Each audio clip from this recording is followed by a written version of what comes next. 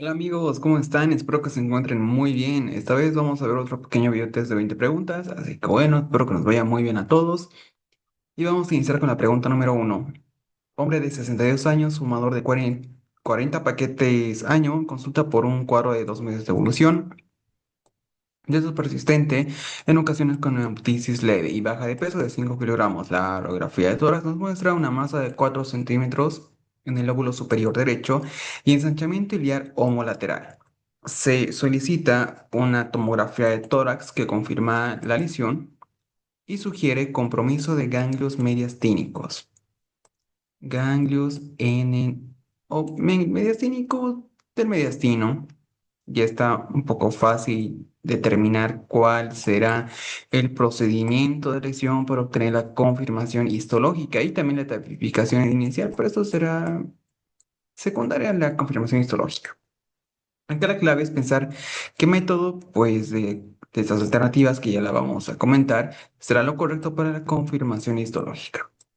La fibrobroncoscopía y con biopsia y sellado, función percutánea bajo tomografía, toracotomía exploratoria inmediata, marcadores tumorales en sangre o citología de expectoración seriada. Pues esta pregunta es muy sencilla, ya que la citología de expectoración seriada no nos va a servir si en todo este cuadro pensamos en un CA pulmonar, es un cáncer pulmonar. Pues la histología no nos va a confirmar nada histológicamente hablando. La descartamos. ¿Marcadores tumorales? No. La histología es mucho mejor que marcadores tumorales. Acá vamos a perder, bueno, además de dinero, porque son costosos, pues tiempo.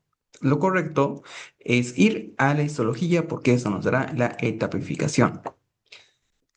Luego tenemos esto de la toracotomía exploratoria o exploradora inmediata, la cual es demasiado.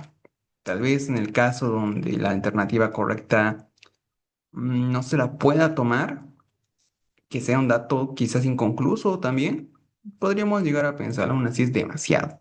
Recuerden que sí o sí debemos tener la confirmación histológica porque dentro de la UNACOM todo es escalonado. No podemos venir desde el primer paso al tercer paso, por más que sepamos la alternativa correcta, por más que sospechemos en cuál sería nuestra alternativa correcta o nuestro diagnóstico o nuestra confirmación histológica en este caso. Bien, eso está en los ganglios mediastínicos, pues entonces será algo central. Y si es algo central, ¿de qué nos está hablando? De una fibrobroncoscopía, porque esta llega, pues muy bien, al área central, pero no a las áreas periféricas. Si fuera áreas periféricas, sería la punción percutánea, en la cual para áreas periféricas es de elección. Entonces acá marcamos la alternativa A. Estamos en lo correcto, la explicación nos dice que en el caso planteado se menciona una masa ciliar cerca del área del pulmón y ensanchamiento del mediastino.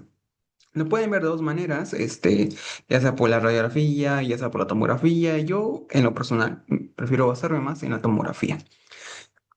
Las lesiones centrales cerca de los bronquios principales son fácilmente accesibles mediante el endoscopio flexible que se introduce por la vía aérea. La tipificación, pues, nos va a mostrar el pronóstico y el tratamiento de cáncer de pulmón. Esto cambia si hay ganglios comprometidos en el mediastino. Y finalmente, hablando un poco de rendimiento y seguridad, la sensibilidad es pues buenísima, 80-90%, y la seguridad nos dice que tiene riesgo mucho menor de causar neumotórax. Pues claro, esto es invasivo, no es que solamente sea algo, una pruebita rápida, esto es invasivo, pero no tanto como una trocotomía. Bien, vamos a la pregunta número 2. En conducción 2.1 de flare auricular, ¿qué frecuencia ventricular aproximada se observa si el auricular es 300? Bien, flader, estas ondas en serrucho, ondas F mayúsculas, ya que es 2.1.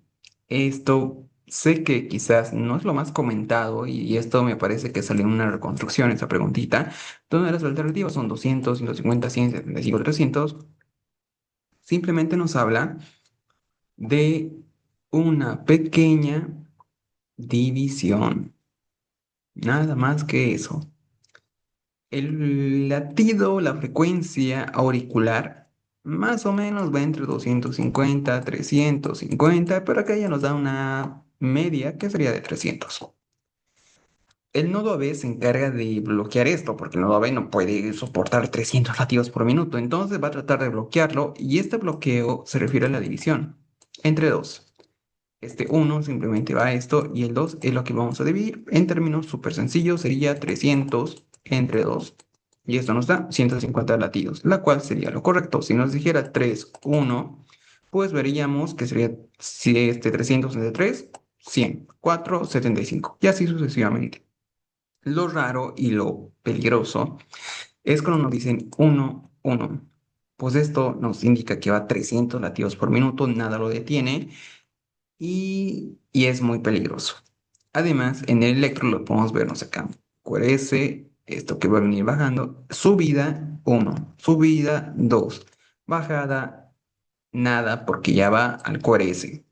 Entonces, pues estas ondas F, que creo que no estaban bien hechas, pero es algo esquemático, acá estará el primer bloque, el 1, si lo podemos ver de otra manera bloqueo uno y acá lo vamos a hacer, trará, bloqueo uno bloqueo 2. Entonces, pues esquemáticamente nos sale que todo esto tendrá una frecuencia de 150 latidos por minuto, lo cual, pues sí, es la alternativa, es la alternativa correcta. Y vemos los de acá. Tararara, pues va a venir acá un QRS, perdón, si está mal hecho, igual es supraventricular, así que el QRS este estrecho, no hay ningún problema. Ondas F, tararara, QRS. La clave es pensar que en este lado y acá también vamos a estar viendo el uno y el 2. Entonces, solamente esta pequeña parte es lo que nos indica cómo lo veríamos en la radiografía. Y ese es un tip que yo les doy porque es mucho más fácil recordarlo. Es solamente viendo esto y esto que analizando por qué hay esto, pues, qué es esto, qué es esto. Cosa que en la clase sí lo vamos a ver a fondo porque es importante saber, bueno, tal vez no tan a fondo, pero sí es importante ver la fisiopatología de dónde sale todo esto. Pero bueno, esto es de una manera pues súper, pero súper esquemática y general y resumida. De todas maneras, este fladre auricular típico 2-1, porque es lo más típico, lo más frecuente, nos dice que la frecuencia ventricular es aproximadamente la mitad de la auricular. Bueno, eso es lo que se explicaba. Onda F mayúscula, 2-1 es la forma más frecuente. Su reconocimiento del electro permite diferenciarlo de la fibrilación auricular. Fibrilación auricular, pues es mucho más fácil. Acá solamente vemos las ondas F minúsculas. Tararán, tararán. Son pequeñas. Es un ritmo irregularmente regular. Pero bueno, vamos a la pregunta número 3. Esta preguntita está súper sencilla, no nos podemos equivocar en este tipo de preguntas. Mujer de 35 años se siente muy ansiosa al realizar actividades como hacer presentaciones o hablar en reuniones de trabajo. Por ello evita este tipo de situaciones y asigna dichas tareas a sus subalternos, sobrecargándolos. Incluso debo decir a un congreso de ejecutivos en el que tendría que exponer. ¿Cuál sería el diagnóstico más probable? Trastorno de personalidad antisocial, pánico, fobia social, trastorno de personalidad evitativa, trastorno de ansiedad generalizada. Bien, acá el diagnóstico diferencial, pienso que de los más importantes es la de este trastorno de personalidad evitativa, pues primero es de personalidad. Segundo, esto por frecuencia va más entre la adolescencia, por frecuencia. Y el hecho que nos siga evitativo es que simplemente trata de no mantener estos vínculos afectivos con nadie. Entonces la descartamos porque tiene 35 años, está trabajando, muy ansiosa por presentaciones, hablar en reuniones de trabajo. Es otra cosa. Ansiedad generalizada, no, eso es preocupación por todo. Descartada. Personal antisocial, este es alguien que roba, que viola los derechos, de todo. O sea, en términos más fáciles, un delincuente. Descartada. Nos queda dos, trastorno de pánico o fobia social. El de pánico, si lo vemos como un ejemplo, o bueno, una manera más fácil de darle una definición, es alguien que a medida que pasan las cosas, como por ejemplo, frente a un ámbito, no sé, trabajo, dinero, familia, tiene este pánico de lo que pueda suceder con todo lo que acabo de decir. No sé, un ejemplo es que tenga problemas familiares y la paciente ya tiene como cierta aura que viene acompañada con ansiedad. Y los ejemplos típicos van relacionados a algo familiar, salud, dinero, o su trabajo. La fobia social, pues es la alternativa correcta, ya que el ejemplo más típico que podamos ver es este. Se siente ansioso al realizar actividades como presentaciones. Ojo, está trabajando, tiene buen desarrollo interpersonal. Incluso debe decir un congreso. ¿Por qué? Por la fobia social, que incluso en este caso nos daba que estaba trabajando, otras veces pues no, simplemente no está trabajando ni nada. Tiene fobia de salir a la calle, igual se le puede confundir con un tipo de Asperger, así que es un poco complejo esto. Pero bueno. El cuadro clínico corresponde a un trastorno de ansiedad social o fobia social, subtipo solo desempeño, porque así hay varios subtipos, en el cual la ansiedad se limita a situaciones de posición pública.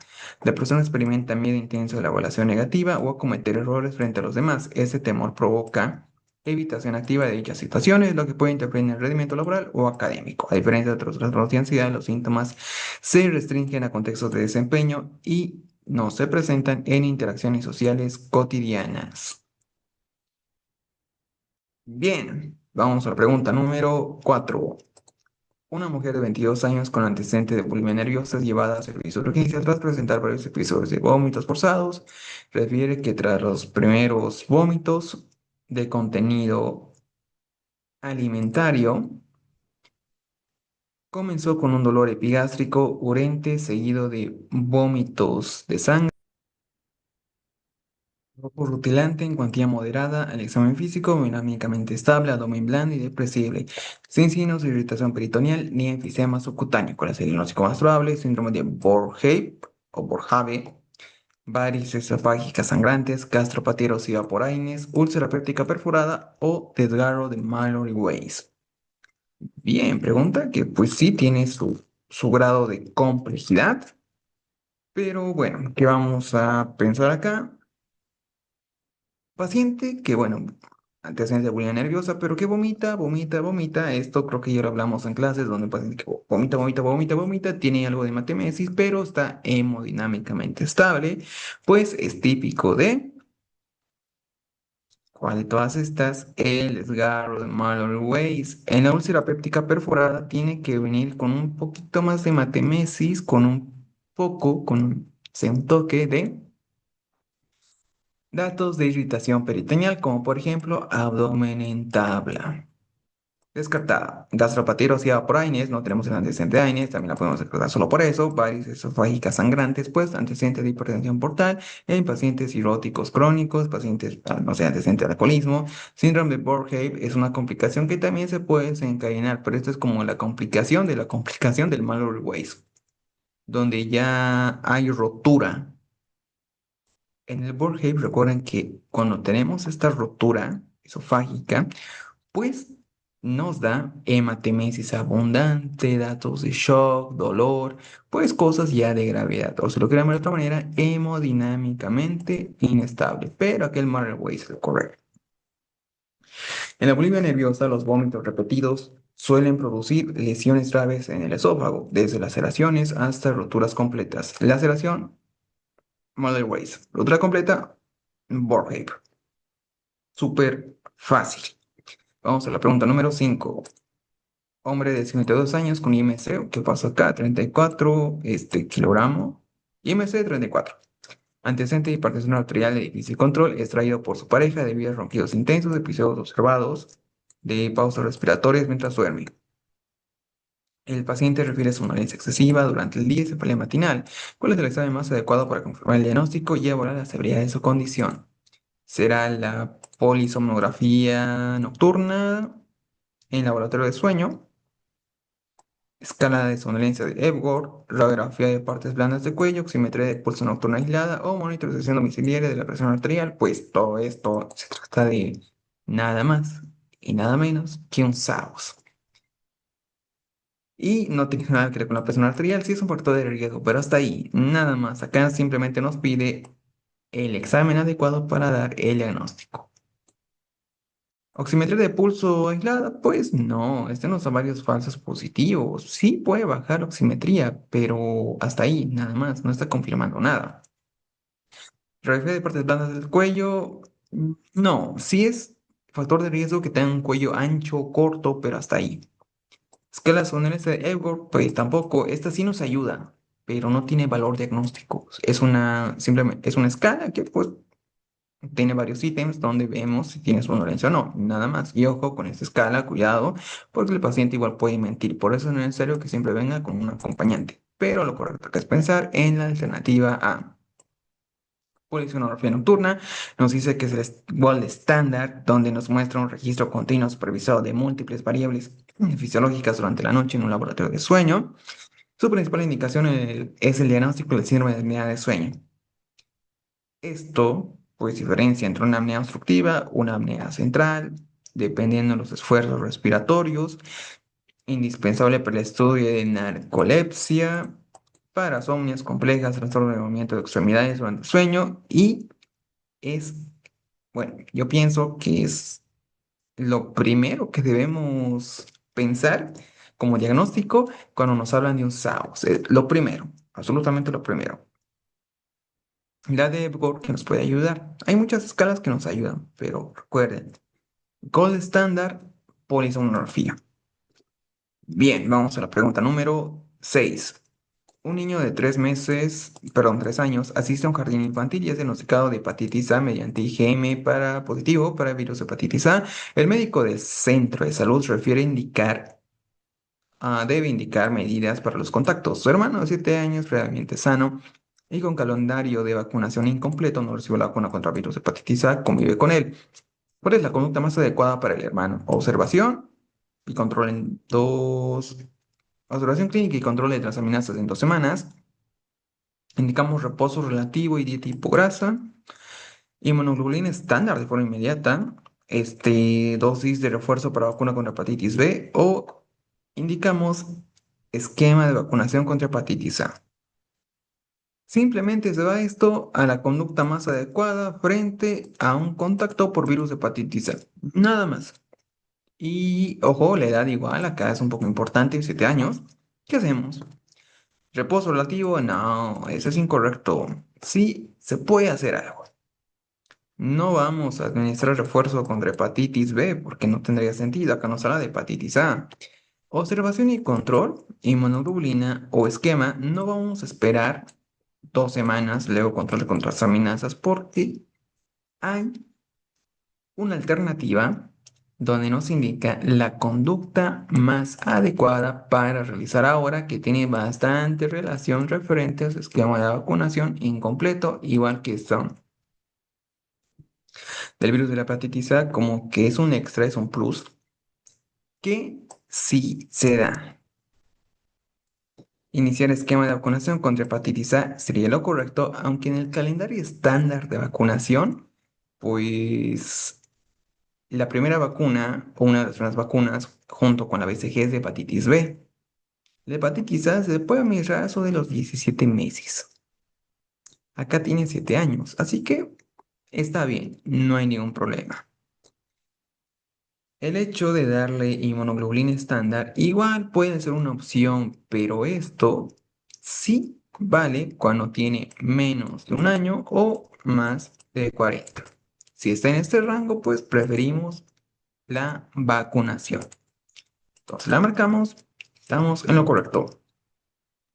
La profilaxis de posesión para la hepatitis A busca prevenir la infección con los contactos cercanos con un caso confirmado. Recomendaciones principales entre 1 a 40 años. Será de elección la vacuna. Altamente eficaz y se administra dentro de las 2 semanas posteriores a la exposición. La inmunoglobulina específica se indica en niños menores de 1 año, mayores de 40, personas inmunocomprometidas también. Bueno, perfecto. Y los antivirales como la limonina o interferón no son efectivos. Vamos a la pregunta número 7. Mujer de 28 años consulta por distensión abdominal y meteorismo y diarrea osmótica, que aparecen aproximadamente entre 1 a 2 horas después de ingerir productos lácteos. Se sospecha una deficiencia primaria de lactasa. Se realiza un test de tolerancia con 50 gramos de glucosa. ¿Cuál de los siguientes resultados confirmaría el diagnóstico de mala absorción? Bien, pregunta que parece compleja. Elevación de la glicemia en 12 miligramos o en 12 respecto a su nivel basal, glicemia más de 90 que aumenta 105 a los 60 minutos, glicemia basal de 85 que aumenta 115 a las 2 horas o los 120 minutos, este, elevación de glicemia de 35 respecto a la basal o la presencia de glucosa en las deposiciones tras la carga. ¿Cuál será la alternativa correcta? Según todo esto, pues recordemos que debe ser o debe aumentar la glicemia respecto a la basal hasta 20. Y simplemente debemos restar, nada más. 12 respecto a nivel basal, bueno, como que está bien. 20 a 105 en 60 minutos, 20 a 105, como que sí nos da 15, menos de 20. 80 a 115, no, se pasa. 35 a la basal, también se pasa. Y glucosa en las deposiciones tras carga, esto no va a haber glucosa en deposiciones, sería lactosa, descartada. Entonces, ¿qué vamos a hacer? 28 años con toda la síntoma que aparece 1 o 2 horas después de ingerir productos lácteos. Recuerden que esto, por lo general, sí puede ser con horas, pero pues lo primero, si es que no nos da 1 hora, sería solamente con la basal. Nada más. Entonces, vamos a marcar la alternativa A. Si nos dijera, no sé, y usted quiere medir el respecto o cuánto aumenta respecto a la primera hora. Bueno, ya será otra cosa. Y muy fácil la alternativa. Acá, al no decirnos nada, primero se hace con la basal. Entonces, pues la marcamos y estamos en lo correcto. El test de tolerancia oral a la lactosa evalúa la capacidad del intestino delgado para digerir y absorber lactosa, midiendo el aumento de glucosa en sangre tras la administración oral de una dosis estándar de este disacárido. En condiciones normales, pues este será hidrolizada, el incremento inferior a 20, o sea, hasta 20, sobre el valor basal, indica que la lactosa no fue digerida, no absorbida correctamente. Bien, pregunta que pues está sencilla. Igual y esto se utiliza junto con el test de aliento con hidrógeno. Así tenemos el gold estándar. Vamos a la pregunta número 8. Un paciente de 45 años diagnosticado de tuberculosis pulmonar sensible se encuentra en el quinto mes de tratamiento o fase de continuación con isoniazida rifampicina. Durante el control de este mes, la vaciloscopía de expectoración resulta positiva. Dos cruces, el paciente refiere haber cumplido estrictamente con su terapia supervisada y no ha presentado efectos adversos. Según la norma técnica vigente, ¿cuál es la conducta más adecuada a la definición de este escenario? Se define como pérdida de seguimiento, se debe citar a la familia para el estudio de contactos y mantener el esquema actual. Se define como sospecha de resistencia. Se debe duplicar la dosis de rifampicina y controlarla con vaciloscopía en 15 días. Se define como fracaso terapéutico. Se debe suspender el esquema actual y solicitar cultivo de estudio con estudio de susceptibilidad de drogas. Se define como respuesta lenta. Es normal tener vaciloscopías positivas hasta el sexto mes en pacientes con cavitaciones, o se define como recaída. Se debe reiniciar la fase primaria con drogas de inmediato mientras se espera el cultivo. Bien, bueno, alternativas que son algo largas pero están fáciles, están fáciles. Acá nos dice, pues simplemente un casito de TB que en su quinto mes de tratamiento, durante el control de este mes, tiene la vaciloscopía positiva. Refiere que ha cumplido estrictamente todo, sea una norma, pues supervisado. Ya podemos descartar la alternativa A. ¿Por qué nos dice que fue supervisado correctamente? No hubo ninguna duda respecto a la, al enunciado. Entonces, es seguro y la descartamos. Dentro de todas estas, pues igual podemos descartar que se define como respuesta lenta. Puede ser una respuesta lenta, pero hasta el quinto mes sale incorrecto. Incluso esto nos dice que positivas hasta el sexto mes, no. Eso está mal. Se define como sospecha de, no, sospecha de no, de resistencia, puede ser. Fracaso terapéutico, suspender el esquema actual y instalar un nuevo cultivo, igual puede ser. Pero esta recaída, no. Recaída es un paciente que pues estuvo bien, hizo el tratamiento correspondiente, cuarto mes, nada, y después de cierto tiempo, ya nuevamente viene con los síntomas, viene con la radiografía, esto sería una recaída, porque recayó nuevamente con enfermedad. Y acá nos queda dos. Recuerden que nuevamente les explico, el manejo o las alternativas deben ser escalonadas. La respuesta correcta debe ser escalonada. Entonces, ¿qué será lo correcto? Pues debemos confirmar primero.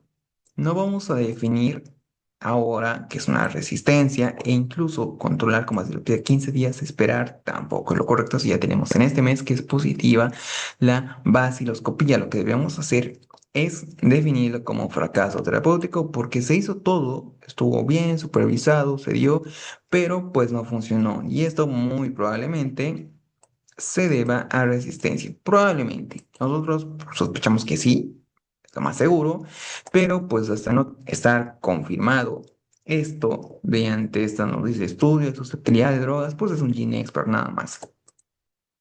No podemos estar seguros de que sí sea cierto. Y bueno, estamos en lo correcto, es el tratamiento sensible de tuberculosis. La carga vacilar cae drásticamente durante las primeras semanas. Si un paciente llega al cuarto mes, que es lo más típico en el UNACOM, como que quinto mes es un poco rarito, más que todas las preguntas se van al cuarto mes, con vaciloscopias positivas, se asume que el esquema actual no es capaz de matar a los bacilos. ¿Qué más tenemos acá? El error crítico que la UNACOM suele evaluar es si se sospecha de resistencia, simplemente se agrega una droga nueva, por ejemplo, levo, que el esquema que ya está fallando, el bacilo que ya es resistente a las drogas antiguas, se enfrenta a la droga nueva en solitario y pues eso va a crear resistencia a la final. Eso se llama una terapia funcional y provoca que el bacilo también genere resistencia a la nueva droga. Y sí, bueno, una preguntita bastante sencilla y acá con el expert, que nos coloca acá como esto del estudio de sustentabilidad de drogas, pues el Gene Expert es clave. Vamos a la pregunta número 9. Un paciente de 40 años consulta por obstrucción nasal bilateral, rinorrea mucopurulenta y sensación de presión facial de 4 meses de evolución. Niega fiebre al examen físico, se observa mucosa nasal pálida y edema en el meato medio, sin evidencia de pólipos a la rinoscopía simple. ¿Cuál es la conducta más adecuada según la evidencia actual? Bueno, actual es algo relativo. Será tomografía de senos paranasales de urgencia, realizar punción y aspirado de seno maxilar, indicar corticoides intranasales y aseos nasales con solución salina, prescribir prednisona oral 40 miligramos, iniciar amoxicillin clavulánico por 14 días. 40 años con estos datos de 4 meses ya nos habla de que probablemente una sinusopatía crónica. Probablemente el tiempo, los datitos, pues sí, la clínica corresponde. ¿Y qué hacemos con el suelo crónico? Ah, y ojo, al examen físico se observa mucosa nasal pálida y edema. No hay pólipos, descartamos la alternativa D. Por lo general, la prednisona se utiliza cuando hay pólipos. Por lo general, igual que en otras indicaciones que son bastante más específicas, pero acá se hace una excepción. Igual está descartada porque no hay pólipos. El amoxicilclavulánico se usa en una sinusopatía aguda, pues hasta mm, si lo ponemos en un dato más o menos, viene con esta clínica, solamente que es complicación. Uy, de aquí lo vimos como complicación de una, este, faringitis estreptocócica, me parece que estaba muy complicada, de una rinitis asociado a una mastoiditis. Bueno, no recuerdo tan bien, pero sí, así la veíamos en una aguda, que era un caso súper complejo. Pero bueno, acá es una crónica. Esto se utiliza para la aguda, descartada. Luego tenemos ya la tomografía, punción, corticoides intranasales, punción, no, esto es muy antiguo que se puncione y se aspire. La tomografía solo si observamos complicaciones asociadas a una sinusopatía crónica, como por ejemplo la celulitis orbitaria o preorbitaria. Y además también podemos pensar en que es algo refractario, que usemos la alternativa C, la cual es la correcta, pero que ni esto funcione. Eso sería para la tomografía, pero bueno, acá, si solamente estamos en este cuadro, en este contexto, sí sería correcto los corticoides intranasales. Eso se trata de una sinusopatía crónica no complicada, donde los corticoides intranasales serán lo correcto más lavados de conducción salina, pero corticoides intranasales es lo más frecuente. Estas medidas disminuyen la obstrucción, mejor ventilación y reducen los síntomas nasales, ya que los corticoides controlan la inflamación local con mínima absorción sistémica y los lavados salinos favorecen el aclaramiento mucociliar. Preguntita que estaba sencilla. Vamos a la pregunta número 10. Mujer a 30 años sin antecedentes relevantes desarrolla en 3 días debilidad progresiva en ambas piernas, paraparesia asociada a parestesias ascendentes desde los pies, retención urinaria y un nivel sensitivo en T10. Los reflejos ototeninosos están inicialmente disminuidos y luego exaltados en miembros inferiores, con Babinski bilateral. ¿Qué diagnóstico es el más probable? Pregunta matadora, difícil. Mielitis transversa aguda, hernia discal lumbar masiva, poliomielitis anterior aguda, síndrome de Guillain-Barré o esclerosis múltiple pluripotent. Guillain-Barré no. Esa es una polineuroradiculopatía ascendente donde no hay Babinski, descartada. Poliomielitis anterior, pues esta va más a los datos musculares. Poliomielitis no es tan o no va para nada a lo sensitivo. Descartada. Hernia discal lumbar masiva, no, para pensar en hernia discal masiva, tenemos que tener que no es sensitivo en T10, va desde la L1 hasta la S5, pero no T10. Incorrecto. Mielitis transversa o esclerosis múltiple. La esclerosis múltiple sí puede ser, pero esto es bastante general. Para esos datos que son más específicos, 3 días con paraparesia, con parestesia, retención urinaria, nivel sensitivo, que pienso que es clave, más el Babinski bilateral. Todo habla de una mielitis transversa que puede estar dando acá un shock medular. Cosa que igual podemos pensar en una esclerosis múltiple como brote, pero los datos son más específicos para mielitis transversa, que esclerosis múltiple, que pues es un término mucho más general que abarca muchas más cosas, donde el desarrollo subagudo de paraplegia, nivel sensitivo entre 10 y disfunción de esfínteres es característico de una mielitis transversa aguda. Pueden iniciar con reflejos disminuidos o abolidos, signos de motoneurona superior como el Babinski, nivel sensitivo claro, localiza en la lesión localiza la lesión medular. El Guillain-Barré, pues no, no tiene nivel sensitivo. Hernia masiva puede causar síndrome de Caudequina, pero pues no datos de motoneurona superior. Y la esclerosis múltiple, la meningitis puede ser la forma inicial de la presentación, porque la esclerosis múltiple pues trae muchas cosas. Muchas, pero muchas cosas donde igual podía ser la correcta, pero es algo mucho más general. Igual era una pregunta pues bastante difícil que la supimos responder bien en esta ocasión. Hombre de 58 años persiste en coma, su escala de Glasgow en 3, 72 horas después de un paro cardíaco. Se realiza evaluación pronóstica. ¿Qué hallazgo es el predictor más confiable de un pronóstico neurológico pobre? Mioclonías multifocales en las primeras 24 horas, reflejo fotomotor y corneal conservado al tercer día, ondas trifásicas en el electrocardiograma. Elevación de creatinfosfoquinasa o ausencia bilateral de la respuesta N20 en potenciales evocados. Bueno, esta es una pregunta compleja. No sé si lo vieron en su internado, pero pues ahí es donde lo podemos observar o donde nos lo explican principalmente, ya que esto es algo raro de ver. Bien, paros paro cardíacos de 72 horas, ¿cuál hallazgo nos indica que es el pronóstico malo? Mioclonía multifocal en las 24 horas, sí, algo por el estilo, nos puede indicar que es algo malo, pero por sí solo no. No nos indicaría, además, multifocal, 24 horas, no. El reflejo fotomotor, por el contrario, esto nos indicaría que el paciente está yendo bien, está desarrollándose bien de buena manera, no es un neurológico pobre. Ondas trifásicas en el electroencefalograma, esta es clásica de qué? de enfermedades metabólicas. Puede ser en otro contexto, donde tengamos algo metabólico, no sé, una encefalopatía bilirrubinémica, por ejemplo, tal vez ahí. Elevación de creatina fosfoquinasas es muscular. Y estas mioclonías creo que igual son algo muscular. Se me fue las mioclonías, pero sí me parece que es algo muscular también. Y la ausencia bilateral de la respuesta N20, las potenciales de boca, este sí es lo correcto.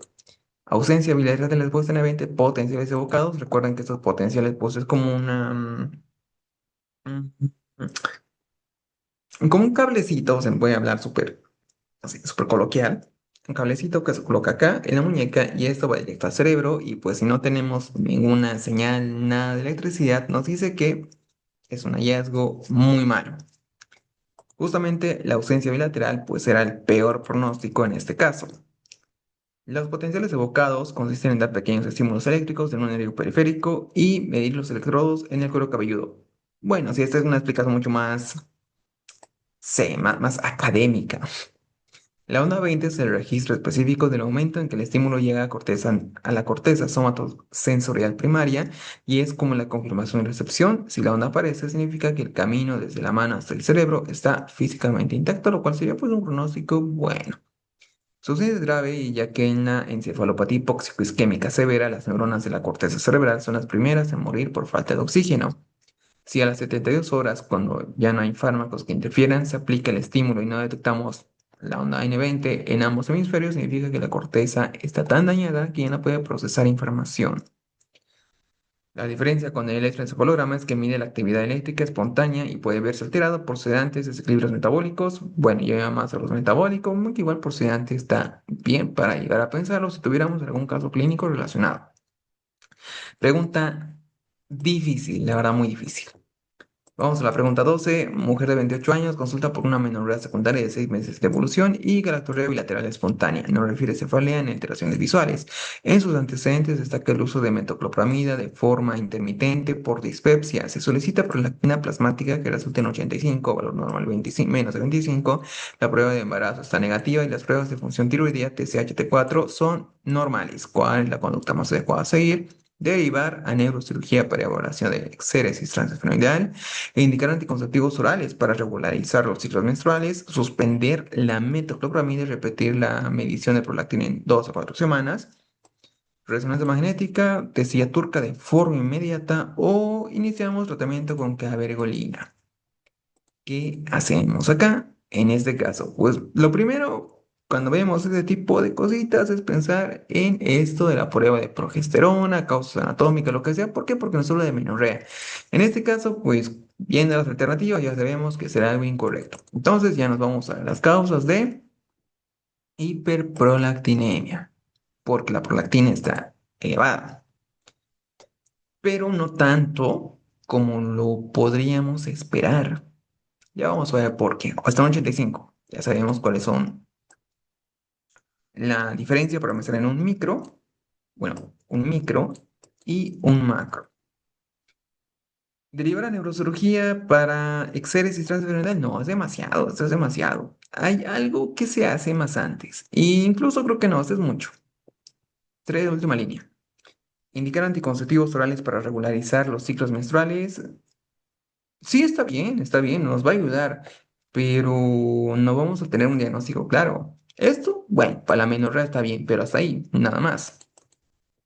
Suspender la metoclopramida y repetir la medición, esto podrá ser, tenemos el antecedente de metoclopramida, pero ¿será que la metoclopramida interfiere en algo o solo será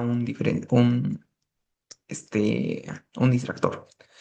La resonancia magnética de forma inmediata quizás sí sea, así vemos si es un micro o macroadenoma, por 85 vamos a sospechar un microadenoma y probablemente sí sea la correcta. O tratamiento con caberolina, no, acá nos estamos adelantando. Sí es el tratamiento, pero ¿en qué caso se lo da? ¿O por qué se lo da? Estaría bien pensar en esto, pero nos estamos adelantando y nuevamente les repito, va en orden.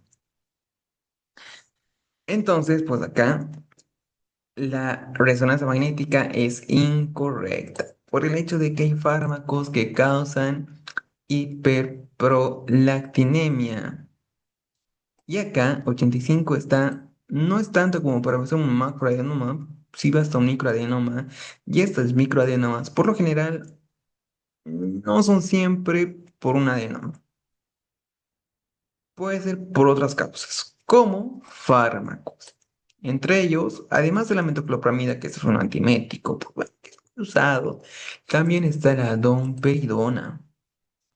No estoy seguro si estaría una pregunta con domperidona, pero la metoclopramida como que es mucho más conocida. Y bueno, estamos en lo correcto, a diferencia de de otras hormonas de la hipófisis. Ah, bueno, esto sí nos habla de esto del feedback negativo, que es lo normal. Pero cuando tenemos la metoclopramida, pues se rompe este feedback negativo, se vuelve positivo y tenemos ya la hiperprolactinemia. Evitar el incidentaloma nos dice si se pide una resonancia magnética de inmediato ante un nivel de 85 en un paciente que toma metoclopramida, es frecuente encontrar un pequeño nódulo de la hipófisis, un microadenoma no funcionante, que está presente en el 10%, que puede estar presente en el 10% de la población sana. Bueno, o sea, tenemos el 90% de posibilidades de no encontrarlo. Acá se va que sí lo encontramos. Esto lleva un diagnóstico erróneo de prolactinoma. Bueno, sería muy específico este caso. Quizás corresponda con esto de cierta manera, pero aún así lo correcto es suspender el fármaco 2 a 4 semanas y nuevamente hacemos la medición. Vamos a la pregunta número 13. Hombre de 49 años con dolor lumbar irradiada, glúteos y muslos, empeora al estar sentado y al levantarse. Describe sensación de hormigueo en piernas. Buena preguntita por ustedes que están viendo el video. Hormigueo es para paresia o parestesia. La CG negativo, pero el dolor en la extensión lumbar y claudicación neurogénica leve. La resonancia nos muestra engrosamiento del ligamento flavo y reducción del canal L3-L4. ¿Cuál es el diagnóstico más probable? Hernia discal de L5-S1 con radiculopatía, espondilitis anquilosante, espondilolisis, metástasis vertebral o estenosis espinal lumbar. Bueno, pregunta que está un poco compleja. Pero, ¿qué vamos a hacer acá? Mm, Hernia discal la descartamos inmediatamente. El signo de la CG nos muestra irritación, radiculopatía, pero esto lo podemos relacionar mucho con esto de alteración en el nervio ciático, neuritis del nervio ciático, donde pues al hacer esta flexión de la pierna nos da dolor. Pero acá nos dice que está negativo, o sea, no hay radiculopatía. Espondilitis anquilosante, tenemos datos, no sé, como el dato de Schroeder, una radiografía que o una resonancia magnética que al menos nos muestre sacroiliitis. Pues no, no hay caña de bambú, descartada. Lisis se rompe. ¿Qué se rompe? La vértebra o los discos intervertebrales. Descartada porque pues esto genera gran dolor. No sería solamente irradiado al sentarse y levantarse en todo momento. Y tenemos que ver esto en la resonancia. Metástasis vertebral, podría ser, pero la metástasis lo tenemos que ver como quizás como pequeñas calcificaciones ahí en la resonancia.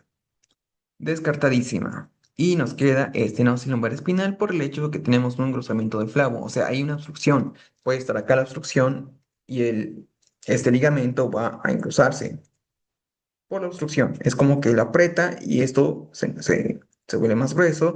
Y la reducción del canal L4, porque por la misma obstrucción. Tararara, esto lo aprieta y el canal puede estar más pequeño por la obstrucción. Y esto nos va a llevar a estenosis por los datitos espinal lumbar, la cual es la correcta. Se caracteriza por dolor irradiada en glúteos, muslos que empeoran al estar sentado o al levantarse debido a la compresión radicular bilateral. El dolor, la extensión lumbar y la presencia de claudicación neurogénica leve refuerzan la sospecha diagnóstica. La resonancia magnética muestra engrosamiento del ligamento flavum y estrechamiento del canal L3 y L4. La hernia discal L5 a S1 cursa con déficit radicular unilateral y signo de la CG positivo. Espondilolisis provoca dolor al hiperextender, pero sin compresión de canal. La espondilitis anquilosante con rigidez. Metástasis vertebral, dolor nocturno severo y lesiones líticas en imagen. Bueno, si lesiones líticas, sí está bien. Vamos a la pregunta número 14. Niño de 6 años con antecedente de meningitis neonatal presenta convulsiones parciales resistentes a medicación y discapacidad intelectual. Examen revela hemiparesia derecha leve. ¿Cuál es la causa más probable de su retraso psicomotor? Daño cortical focal postmeningitis, esclerosis tuberosa, síndrome de West, distrofia muscular de Duchenne o autismo infantil. Bien, acá, y es conocido del canal, o el síndrome de West. Este West pues trae datitos de espasmos característicamente en niñas, pero más en neonatos. Más van neonatos menores de 2 años, que también tiene su dato en esto de la electroencefalograma y que por lo general a medida que crece, pues estos espasmos van hasta convulsiones. En secundaria se puede dar este síndrome de Lennox-Gastaut. Distrofia muscular de Duchenne, no, este es un síndrome hipotónico que pues no tenía que venir con convulsiones. Autismo infantil, este es el menos correcto de todos, pues autismo infantil. Primero que no puede aprender su nombre,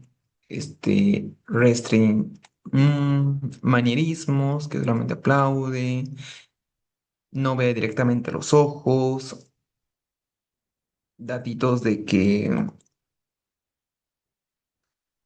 puede venir con hiperactividad, hipoactividad.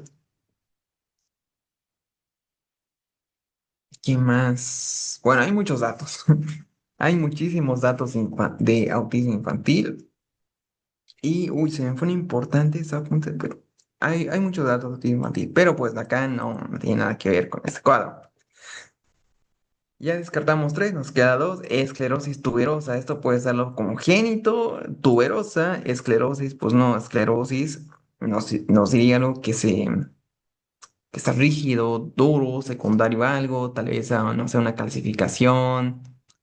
Va por ahí, pero esto sería algo congénito, me parece igual algo muy raro, donde no tendríamos el antecedente de meningitis neonatal, el antecedente de convulsiones post meningitis neonatal, ni discapacidad intelectual post meningitis neonatal. O sea, hay daño cortical post meningitis neonatal. En un niño de 6 años con antecedente de meningitis, convulsiones, parecia leve, es consistente con daño cortical focal secundario a la meningitis. Esta meningitis produce cicatrices corticales, lesiones estructurales, convulsiones, déficit motor. Los diferenciales, la esclerosis tuberosa nos dice que se caracteriza por angiofibromas, rhabdomiomas cardíacos. No, esto ya era súper complejo. El West, en lactante, se manifiesta con espasmos en flexión, ipsarritmia, este es su dato característico en el electroencefalograma, y la distrofia de Duchenne cursa con debilidad progresiva. El autismo, pues, no explica nada de este cuadro. Vamos a la pregunta número 15. ¿Cómo se manifiesta la marcha tipo Stuppage? Inclinación lateral del tronco, pasos cortos rígidos, elevación excesiva de rodilla para evitar arrastre de pies, arrastre de talones, balanceo de brazos exagerado. Inclinación lateral del tronco, no, esta es la marcha como que de pato, me parece que se la conoce por déficit de la musculatura del músculo glúteo, de los músculos glúteos. Esta no es. Pasos cortos rígidos del parkinsonismo, marcha parkinsoniana. Descartada. Elevación, esa es la correcta. Este page igual quiere decirnos sinónimo de la marcha equina, donde va de puntitas, como que la punta del pie toca y luego cae. Ahora de talones, pues no, eso es todo lo contrario. Y balance de brazos exagerados, no sé, será un cerebeloso, tal vez, o algo normal. Los brazos exagerados no sería tan compatible con una marcha, con un tipo de marcha patológica. Pero bueno, acá nos interesa la alternativa C, la cual es la correcta. Donde pues sí vemos esta exagerada elevación de las rodillas durante la deambulación con el fin de evitar que los pies se arrastren contra el suelo. Este patrón se debe a la parálisis o debilidad de los músculos dorsiflexores o eversores del pie, lo que genera el clásico pie caído. Suele deberse a la neuropatía del nervio peroneo común o radiculopatía del L5. Bien, pregunta que marchas no podemos fallar. Pregunta 16. Mujer de 61 años presenta aumento de volumen de axila derecha, 4 centímetros de diámetro, indolora, de consistencia dura, de herida planos profundos. El diagnóstico más probable es hidrosalinitis, tuberculosis ganglionar, cáncer de mama, lipoma, cáncer de pulmón. Lipoma la descartamos, pues el lipoma es más superficial, móvil, indoloro. O sí puede doler al apretar, pero por general no duele. Cáncer de mama como que 4 centímetros, indolora, duro. Sería lo más correcto tal vez.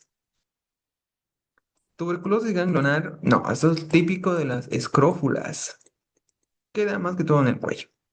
Hidrosalinitis, no, esto lo podemos ver como una simple adenitis.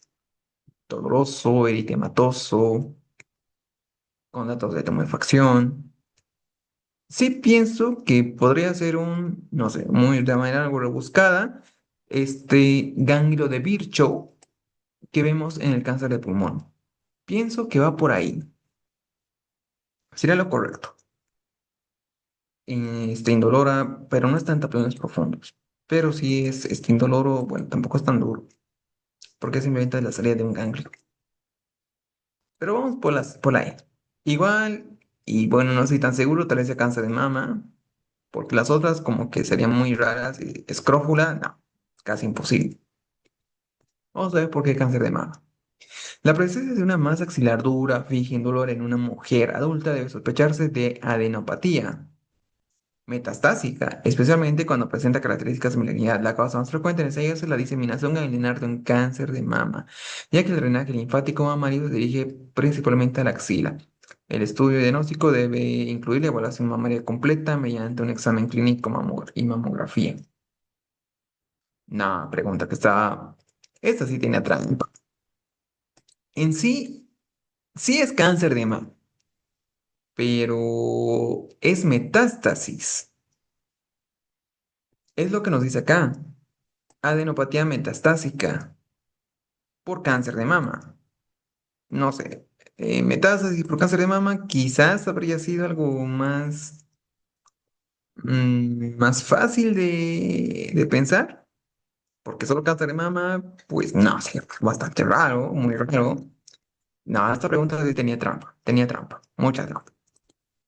Vamos a la pregunta número 17. ¿Cuál de las siguientes opciones es un factor de riesgo para el desarrollo de cáncer endometrial, uso de anticonceptivos orales, multiparidad, uso de dispositivos intrauterinos, diabetes mellitus, infección por virus de papiloma?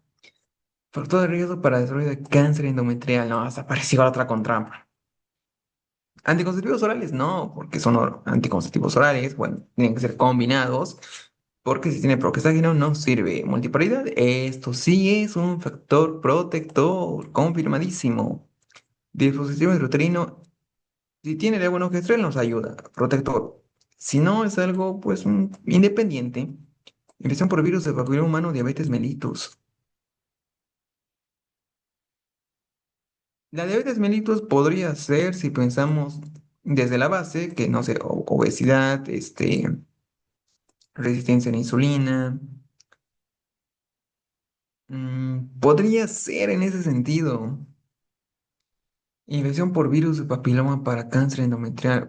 Igual podría ser la E. Mm, Vamos por la E. Tal vez es un poco más fácil, pero ojo, igual puede ser diabetes mellitus si pensamos desde una manera, no sé, desde ver los factores de riesgo para que aparezca diabetes mellitus. Y esto, pues sí pueda desarrollar cáncer endometrial, pero la E, virus de papiloma, no, es que no estoy seguro. Virus de papiloma humano. No, no. Papiloma, pues va más a cervical. Cérvico o cérvico. No, pues que sí, esta ya está compleja. Bien, vamos a ver, solo es endometrial. Vamos a colocar la D, vamos a colocar la D. Si nos equivocamos, igual y puede ser la E, pero no, no, la E no correspondería. Anatómicamente no, y sí, era la E. Vamos a ver por qué. Principal factor de riesgo. Para cáncer de endometrio, tipo endometrioide, bueno, tipo endometrioide, porque solo para cáncer de endometrio no, hay muchos otros factores que son principales. Es la exposición prolongada y sin oposición a estrógeno. Bueno, estrógeno sí está muy bien. Los mecanismos son la aromatización periférica por el tejido adiposo que convierte los andrógenos a estrógenos, la hiperinsulinemia. Los niveles altos de insulina reducen la globulina transportada de hormonas sexuales, elevando la fracción libre y activan estrógenos. Los factores protectores son anticonceptivos orales combinados, la multiparidad. Y pues si este dispositivo fuera con levonorgestrel igual, y la división papiloma humano que no habla, no lo menciona, pero pues igual debe ser incorrecta porque anatómicamente no va al endometrio como factor de riesgo para cáncer endometrial. No, estaba compleja. Pregunta 18. Lactante de 10 meses con antecedente de asfixia perinatal severa, Apgar 2-4, extraído a control de niño sano. La madre refiere que el niño aún no logra sentarse por sí solo a los 10 meses, está mal. Y que nota que sus piernas están muy tiesas al intentar vestirlo. El examen físico se observa un aumento de tono muscular en extremidades inferiores y persistencia de reflejo de moro a los 10 meses. Eso hasta los 6 meses está bien. ¿Cuál sería el diagnóstico más probable? Síndrome de hipotonía central, parálisis cerebral espástica, retraso del desarrollo psicomotor simple, distrofia muscular congénita, malformación de Chiari. Esto como que parece complejo, pero está sencillo. Solamente debemos ver o hacer referencia a los síndromes hipotónicos y a los síndromes hipertónicos, donde los hipotónicos son distrofia muscular congénita, que puede ser tipo Steiner, que ya lo vimos. Y también otro tipo de los hipotónicos son esto de los síndromes, como síndrome de Down y de Chiari. Bueno, hay otros más, pero son los más característicos. Bueno, de Chiari un poquito raro, más característicos el síndrome de Down, que trae una hipotonía, pero es leve. Descartados.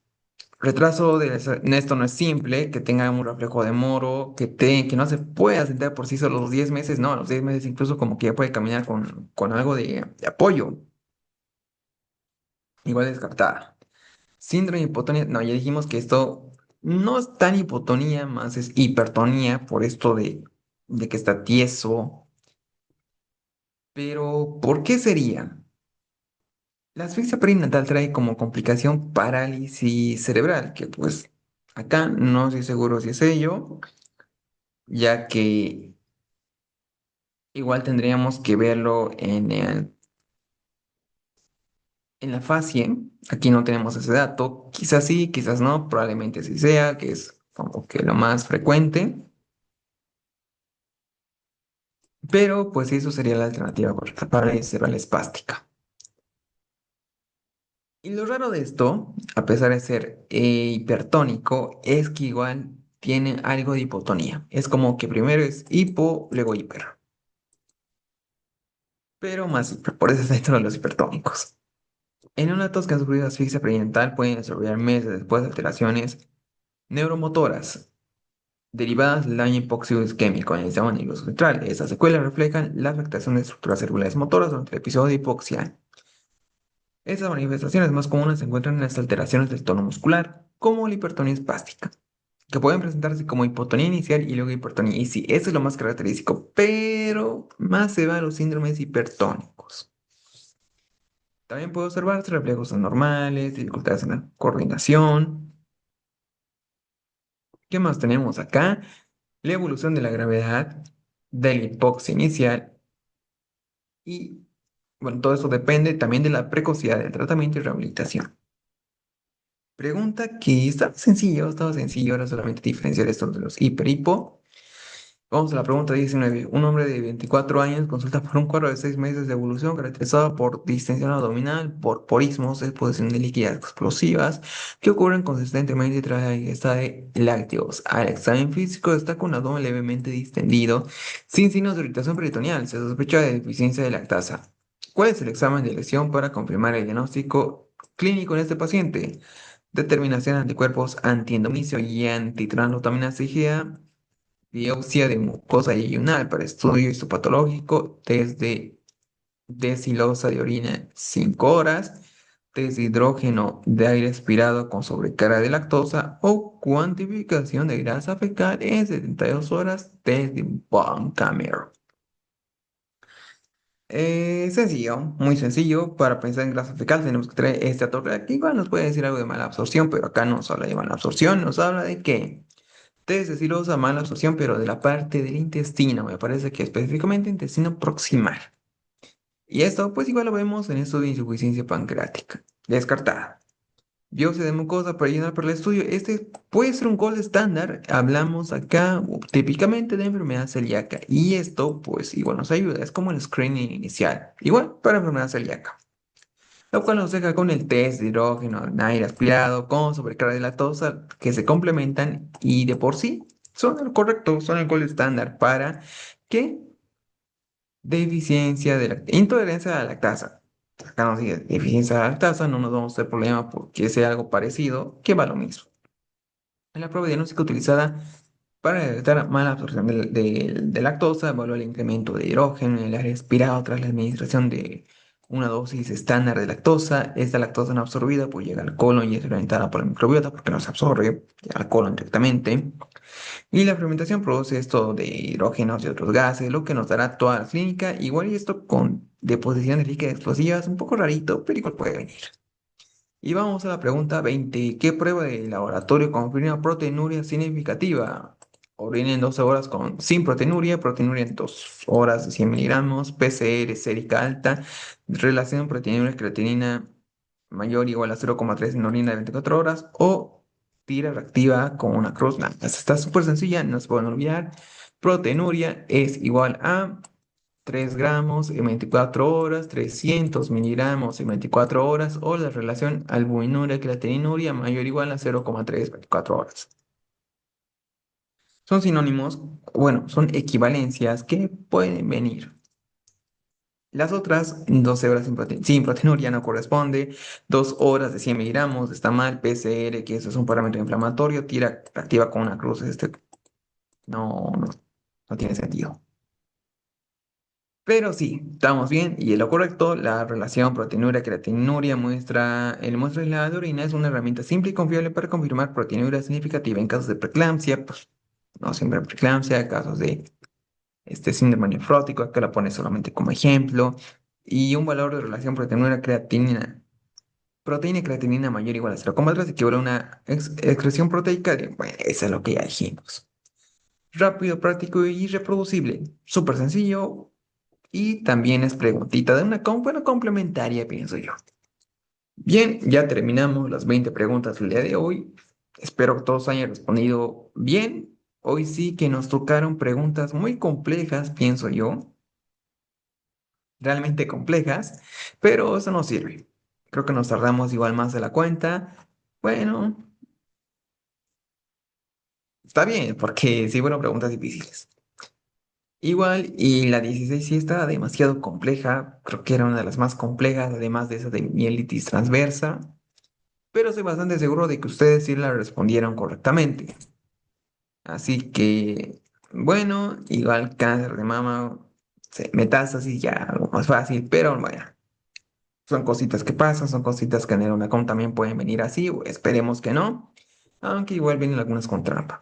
Entonces, sigamos estudiando, que es lo más importante, y nos vemos en una próxima ocasión. Adiós.